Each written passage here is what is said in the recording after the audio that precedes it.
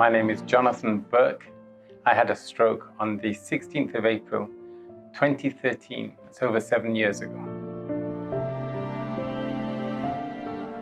Basically, I don't know if anyone can really describe the life-changing experience of a serious stroke. It turns your life upside down, and it creates a number of challenges that you never believed you would ever have to face. So some of the challenges is just trying to get accustomed to the fact that you've become totally dependent. I had a stroke that paralyzed my left side. From a person who could do so many things, I perhaps took for granted everything that I could do. But one of the blessings, I think, from having a stroke is that you learn about love in a completely new way. And I think these are one of the blessings that I've been able to enjoy. I was lucky to have been able to go to Havana, Cuba for a period of 6 weeks for rehab. And one of the first sessions I had with the psychiatrist there was that she warned me that nearly every stroke survivor suffers from acute depression. And I'd never heard of this before. In fact, only after I came back, another friend of mine who had a stroke many, many years ago did warn me too that when he was in Cuba, they stressed that depression was something that we'd have to be aware of and understand that it's part of the journey. So indeed, I did, I think, suffer some serious depression. Because if you can imagine, from being a very independent person to one that is totally dependent, my speech was severely hampered. I couldn't sit up, I couldn't walk.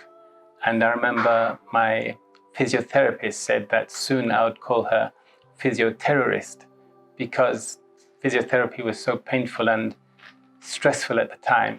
But then we learned to do it bit by bit every day. And it is that discipline that I think really brings us back to a functional level. And I haven't always been the most disciplined person, but with regards to depression, it stayed with me for years. And I remember one day my eldest son saying to me, "Papi, why did God do this to you? Why you of all people?"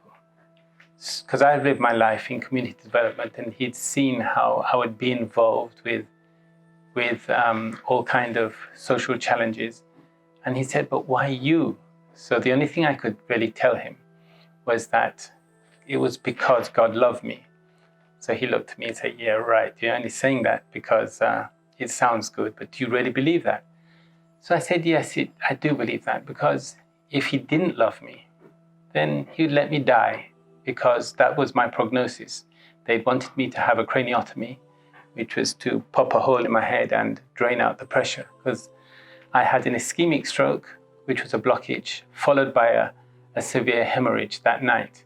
And it was a hemorrhage that alarmed everybody. So they wanted to operate. And I was afraid that if they go into my brain, it would prolong my recovery process. So I just begged them just to give me an aspirin for the headache and just don't worry about it. So they really were trying to get me to have an operation. They said within a week, it might be too late and I would die. So I said, "No, man, I'll be fine." Luckily, I was fine. So, however, the damage was pretty severe. And from a person who was always independent, I played sport, I played music, I could sing a little bit. I couldn't do any of that. And then my son saying, "Why?" Because it sounds like torture. In fact, he even said, "Papi, don't you think it would have been better for you and for everybody if you had died? Because look at you now. You had no health insurance. All our money has gone to keep you alive. And now people doubt whether you'll be able to work again. So how are we going to survive?" And I could see he was worried. He had to stop going to university. And being dependent and seeing your family suffer is huge. So there must be a reason why I'm still alive.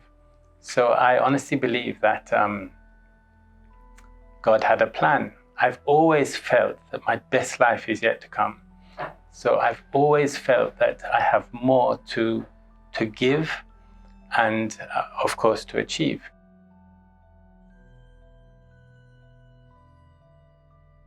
I think that there was no clear strategy except to be supremely positive. I do believe in God, and I do believe that we can draw upon tremendous energy and help, spiritual help. So I have just been always positive and always believed that better will come.